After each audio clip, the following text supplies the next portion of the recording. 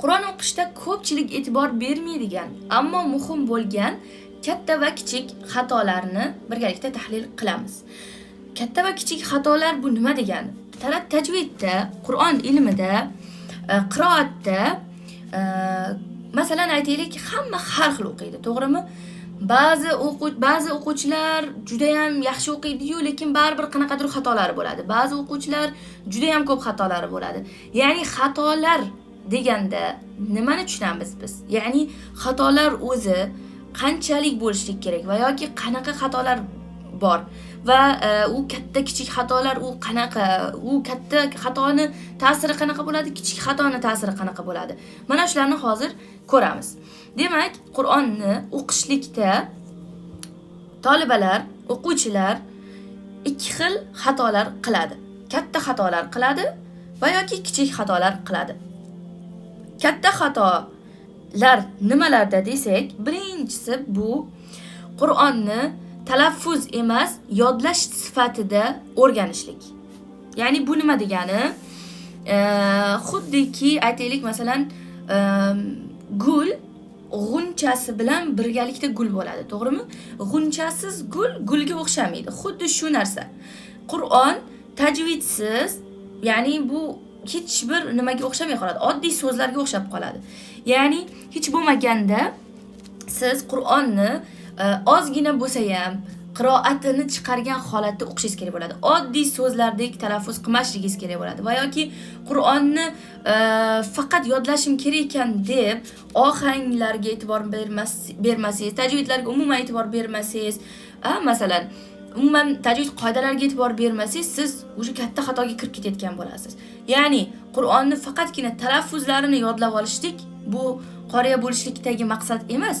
Siz ham talaffuzni to'g'ri yodlashingiz kerak bo'ladi, ham oyatlarni chiroyli o'qiy olishingiz kerak bo'ladi, qiroat bilan o'qiy olishingiz kerak bo'ladi va bu bilan birgalikda oddiy gaplardan Qur'on qiroati ajralib turadigan darajada Qur'onni siz nima qilishingiz kerak bo'ladi? Yodlashingiz kerak bo'ladi.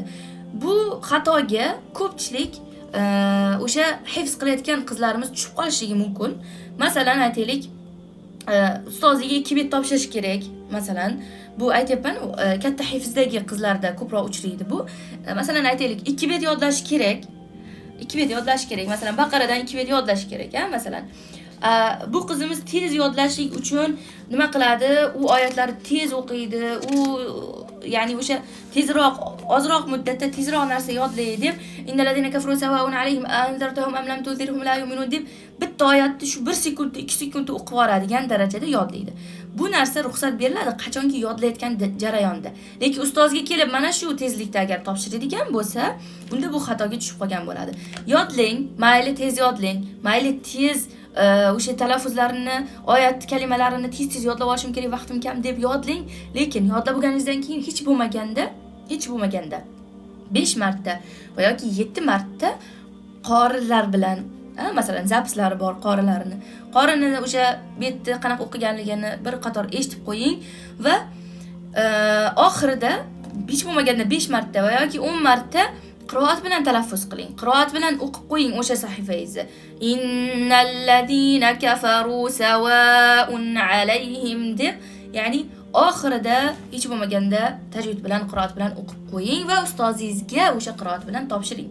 Ya'ni u darajada tez o'qiydigan bo'lsak, biz u yerda Qur'ondagi tajvidlarni, g'unnalar, o'shancha haqlar bor, to'g'rimi? Mad lozimlar bo'ladi ba'zi joylarda. U narsalarni agar yeb qo'yadigan bo'lsak, unda katta xatoga tushib qolar ekanmiz. Ikkinchi xatoyimiz bu harflarni, maxrajlarini to'liq o'rganmaslik.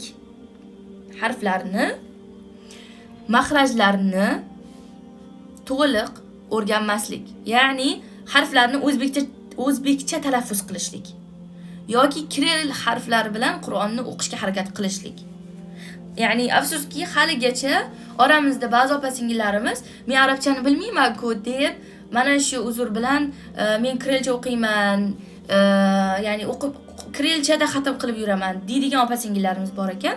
Ya'ni bu judayam noto'g'ri narsa. Ayniqsa hozirgi vaqtda, ayniqsa hozirgi davrda internetlar rivojlangan, ustozlar mo'l-ko'l bo'lib turgan, ilmlarni xohlagan paytingizda, xohlagan joyingizdan topish imkoniyati bor bo'lib turgan holatda ham siz agar haligacha kirelchadan kitob o'qib yursangiz, Qur'onni xatm qilayotgan bo'lsangiz, unda u xatmga o'tmasligi ham mumkin. Alloh asrasin. Ya'ni siz nima qilishingiz kerak?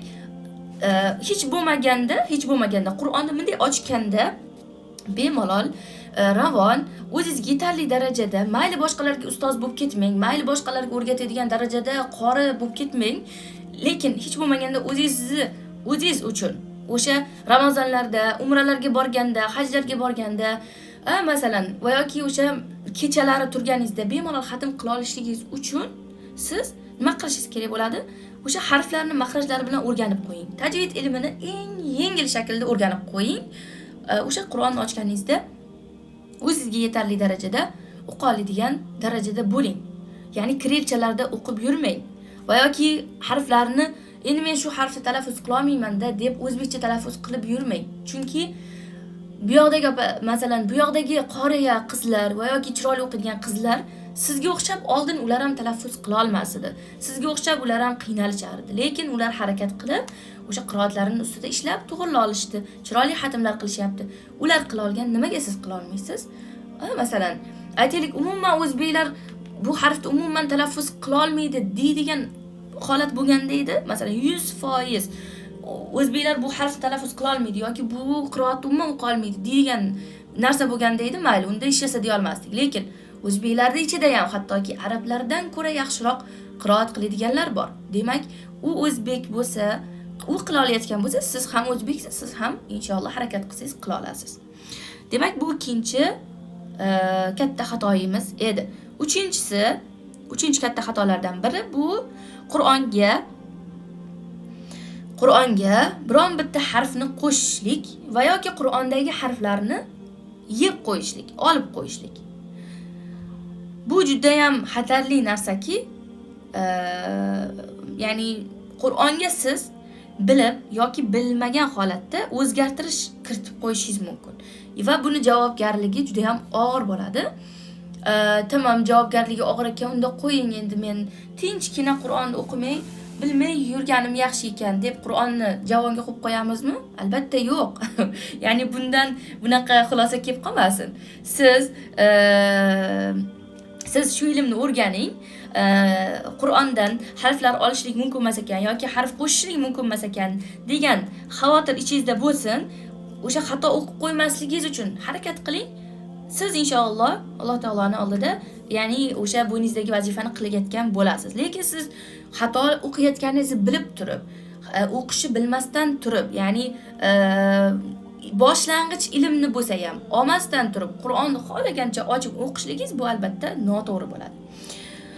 Masalan, bu qanaqa harflar olib qo'yishlik deganda qanaqa harflar olishlikda ko'proq bo'ladi? Masalan, aytaylik, aynda a deb o'qishlik bo'lishi mumkin va yoki vav harflarini va yoki fa harflarini o'rnini almashtirib qo'yishlik, masalan. Va ulaikani fa ulaika deb o'qishlik yoki fani vav qilib talaffuz qilishlik va yoki masalan, aytaylik, bitta oyatni o'rnini almashtirishlik boshqa oyat bilan. Bu ya'ni oyatlar joylarini almashtirishlik ko'proq qoriya bo'layotgan qizlarimizda, ya'ni dars yodlayotgan qizlarimizda bo'ladi, Qur'on yodlayotgan qizlarimizda bo'ladi. Ya'ni oyatlar ketma-ketligida ko'p adashadigan holatlarda bo'ladi. Ya'ni siz oyatlarni ketma-ketligida ko'p adashyapsizmi? Katta xatoga kirib qolyapsiz. O'sha adashmasingizdan oldin yaxshilab o'tirib, o'sha oyatlarning ketma-ketligini yaxshilab o'rganing, yaxshilab yodlab oling, ana undan keyin qiroatingizni qiling. Demak, uchinchi xatoyimiz shu edi. To'rtinchisi bu harflarni yutib talaffuz qilishlik. Masalan, aytaylik, qad aflaha, masalan, qad aflahal mu'minun oyatini qad aflahal mu'minun deb o'qiydigan bo'lsangiz, qad aflaha desiz, o'rtadagi hamza tushib qolgan bo'ladi. Qad aflaha qayerda-yu, qad aflaha qayerda. Shuning uchun ham o'rtadagi harflarga e'tibor berishimiz kerak va xossatan hamzada juda ko'p xato bo'ladi. mu'minun. Mana shu yerda ham hamza bor. Mu'minun deb ketadi. Va yoki mu'minun deb sakratib ketiladi. Ya'ni harflarni hammasini 100% haqqini berib o'qishga harakat qilishingiz kerak bo'ladi. Va yoki masalan Qul huvallohu ahad, eng ko'p o'qiydigan suramiz, eng ko'p talaffuz qiladigan oyatimiz, to'g'rimi? Namozimizda deyarli eng ko'p shu Ixlos surasini o'qiymiz. Lekin shuni o'qisak ham, ya'ni shuncha ko'p o'qisak ham, ba'zilar haligacha Qul huvallohu ahad deb o'qiydi. Qul huvalloh qayerda-yu, Qul huvallohu qayerda? Huva kalimasini siz o'rtada f bilan almashtirib oladigan bo'lsangiz va yoki huva kalimasini umuman o'rtadan yeb qo'ysangiz, qul vallohu ahad deysiz. Qul vallohu ahad qanaqa bu? Qul huvallohu ahad. Masalan, o'rtadagi farqni eshitib turib ham sezyapsiz, qanchalik katta farq bo'layotganligini, to'g'rimi? Demak, bu narsalarga e'tibor beramiz va harflarni yutmasdan talaffuz qilamiz. Bu 4-xatoyimiz edi. 5-si 7 ta xatoyimiz bor. Nechta bor degan savollar kelyapti orada. 7 ta xato bor. Inshaalloh tez o'taman. Zerikib qolmasliklari kerak. Inshaalloh qiziq bo'layapti-kandir, qizlar. Bu xatolar haqida oldin eshitganmisizlar? Orada yozib qo'yinglar. Masalan, birinchi marta eshitdim shu xatoni degan xatolar bo'ldimi orada? Xo'p, davom etamiz. 5-si bu ilmni ustozsiz o'rganishlik, ya'ni o'zim o'qib olaman deyishlik. Bu boyagi nimada aytib o'tganimizdek, to'g'ri ustoz tanlang dedik-ku, tezroq natijaga chiqishlik uchun. O'sha joyda aytib o'tgan narsamiz. Ya'ni lekin bu yerda agar siz ustoz tanlamaydigan bo'lsangiz, katta xato qiladigan bo'lasiz. Bu ilmni o'zingiz o'rganaman deb yo'lga chiqadigan bo'lsangiz, unda bu yo'lda 2 baravar, 3 baravar qiynalasiz. Chunki siz yiqilasiz, turg'izadigan odamingiz bo'lmaydi. O'sha yiqilgan joyingizda qolib ketishingiz mumkin bo'ladi. Hattoki men buni juda ko'p aytaman. Hattoki payg'ambarimizni ustozi bo'lgan Qur'onda. To'g'rimi? Kim ustozi bo'lgan? Jibril alayhisalom bo'lgan. Jibril alayhisalom Alloh taolodan vahiy qilib, Rasululloh sollallohu alayhi vasallamga Qur'onni vahiy qilar edi. Va har Ramazon kechalari kana yatadarasuhul Qur'an, buni juda ko'p aytaman, o'zim o'quvchilarim ham bu hadisni deyarli yodlab olishdi. Ya'ni buni qaytarishimdan sabab ahamiyati kuchliligidan. Ya'ni hattoki payg'ambarimiz arab bo'lib turib Qur'onni Jibril alayhisalomdan, ustozidan o'rganibdimi? Har Ramazon kechalari dars qilishibdimi? Har Ramazonda bir marta bo'lsa ham xatm qilishibdimi? Ya'ni ustozdan o'rganibdimi? O'zing o'qib ol, o'zing arabsan zotan, o'qib olasan, o'zing o'rganib olasan demaganmi? Masalan, demak bu ilmni, Qur'on ilmini qanchalik ahamiyatli, qanchalik muhim ekanligiga dalolat bu, ya'ni. Payg'ambarimizniki ustozi bo'lsa, bizni nimaga ustozimiz bo'lmasligi kerak? Biz nimaga o'zimiz o'qib olamiz deb xotirjam bo'lishimiz kerak bu ilmda. Masalan, aytaylik, ya'ni oddiy qilib aytadigan bo'lsak, hattoki doktorlar ham qancha ustozlar ko'radi, qancha praktikalardan o'tadi, qancha yil o'sha bitta operatsiyaga kirishlik uchun qancha ilm oladi, to'g'rimi? O'sha odamni noto'g'ri operatsiya qilib qo'ymasligi uchun.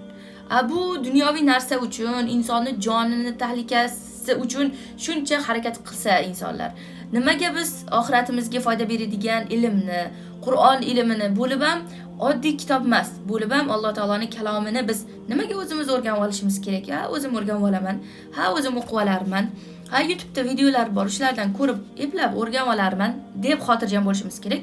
Agar o'sha YouTube'dagi videolardan o'rganib olaman degan xotirjamlik hali ham sizda bor bo'lsa, demak siz hali ham bu ilmni o'rganishlikka 100% maqsad qilmayapsiz. Siz faqatgina o'zingizni aldab yuribsiz, o'zingizni xotirjam qilyapsiz. Videolar bor-ku, o'shancha YouTube'da qorilar bor, o'shalarni eshitib o'rganib olaman deb o'zingiz faqat vaqtingizni zoya qilyapsiz. Agar o'rganganingizda bu vaqtgacha o'rganib bo'lar edingiz, bu vaqtgacha qiroatingizni to'g'rilab bo'lar edingiz, bu vaqtgacha arab tilini arablardek talaffuz qilib bo'lgan bo'lardingiz. Chunki YouTube'da ya'ni millionlagan videolar bor, to'g'rimi? O'zbek ustozlarining ham videolari bor, arab ustozlariniki ham, boshqa millatlarnikini ham.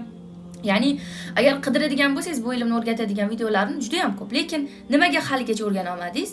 Chunki bu yo'lda ustoz bo'lmasa, videolar, kitoblarni o'zidan o'rganib ola olmaymiz. bitta ustoz tanlaymiz, bitta uslubni tanlaymiz va o'sha ustoz bilan sabr bilan oxirigacha yetkazib, o'sha uslubda bir natijaga chiqamiz. Chunki ustoz bu yo'l ko'rsatadi. Ya'ni qayerdan ketishingiz kerak, qaysi yo'lda yana ham qisqaroq bo'ladi, qaysi yo'lda yana ham tezroq yetib borasiz, yana ham samarali yetib borasiz. Sizga o'rgatadi. Yiqilganingizda turg'izadi. Yuqoriga qarab olib chiqadi. To'g'rimi? Va siz o'sha tushkunlikka tushib qolgan paytlaringizda sizga motivatsiya beradi. Sen qila olasan, sen o'qa olasan, sen eplaysan deb sizga ruhlantiradi.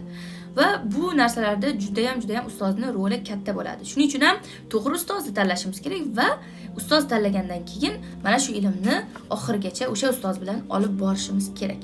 6-chi xato. Muqatta'atul hurufni yaxshi o'qishlikni bilmaslik. Bu ham katta xatolardan hisoblanadi. Muqatta'atul huruf deganda meni o'quvchilarim juda ham yaxshi bilishadi nimaligini. Qizlar, oramizda o'quvchilarimiz bo'lsa, yozinglar. Muqatta'atul huruf bu nima degani? Masalan, Baqara surasini ochsangiz, boshi nima bilan boshlangan? Bismillahdan keyin alif lam mim bilan boshlangan, to'g'rimi? Mana shu oyatga muqatta'atul huruf deyiladi. Va yoki Yasinni boshi. Yasin. Mana shu oyat muqatta'atul huruf deyiladi. Agar siz buni to'g'ri o'qilishini bilmaydigan bo'lsangiz, Yasin deb cho'zilmaydigan joyini ham cho'zib ketasiz. Va yoki masalan aytaylik, bu sal uzunroq muqatta'atul hurufda. Masalan, Maryam surasining boshidagi nimada muqatta harflarida va yoki Shu'ara surasining boshida, masalan, agar ularni haqiqatan o'qishini, o'qilishini ustozdan o'rganmasdan o'zingiz o'qimoqchi bo'lsangiz, siz albatta xato qilasiz. Chunki uning ichida o'zgarishi xos hukmlari, xos qoidalari bor va buni o'rganmasdan turib o'qiydigan bo'lsangiz, siz xatoga yo'l qo'yishingiz mumkin bo'ladi. Bu 6-chi katta xatolarimizdan biri edi. Xo'p, 7-chi va oxirgisi bu Qur'on o'qishni faqat dars deb kifoyalanish. Ya'ni asl mohiyatini, ibodat ekanligini unutib qo'yishlik. Faqatgina sertifikat olish uchun yoki odamlar ko'zida qoriya bo'laymen deyishlik uchun yoki masalan juda ham hozir shu holatlar ham ko'p bo'lib ketgan ekan. Men eshitib ozgina xafa bo'laman. Ya'ni voy palonchi qiz shuncha xatm qilibdi degan nom uchun, masalan sovchilar uchun yoki umuman olganda dunyoviy bir maqsad uchungina Qur'on o'qib qo'yishlik bu albatta katta xatolardan biri. Siz Qur'on ilmini nima uchun o'rganyapsiz? Nima maqsadda o'rganyapsiz? Birinchi qalbingizda shu narsani tekshirib oling. Nima sababdan Qur'on xatm qilyapsiz? Nima sababdan o'qiyapsiz bu oyatlarni? Asl mohiyati nima? Siz nima olmoqchisiz u Qur'ondan? Qur'ondan keyin olib keladigan sharafni olmoqchimisiz? O'sha martabani olmoqchimisiz yoki Qur'onni ichida o'sha jarayonda oladigan iymonni olmoqchimisiz? Qalb islohligini olmoqchimisiz? O'sha qalbingizni yoritishligini olmoqchimisiz? Mana shu narsani biz mana shu narsaga e'tibor berishimiz kerak bo'ladi. Chunki siz Qur'onda o'tkazadigan har bir daqiqangiz bu ibodat hisoblanadi. Ya'ni oxiratda siz bunga ajr mukofot olasiz. Bugun siz sertifikat ola olmasangiz ham, bugun siz kimdirlar qoriya demasa ham, siz o'sha qiynalib o'qigan soatlaringizga, qiynalib talaffuz qilgan oyatlaringizga Alloh taolo o'zi ajr berib qo'yadi. Va siz shu ajr umidida, birinchi o'rinda shu ajr umidida bu ilmga kirishishingiz kerak bo'ladi.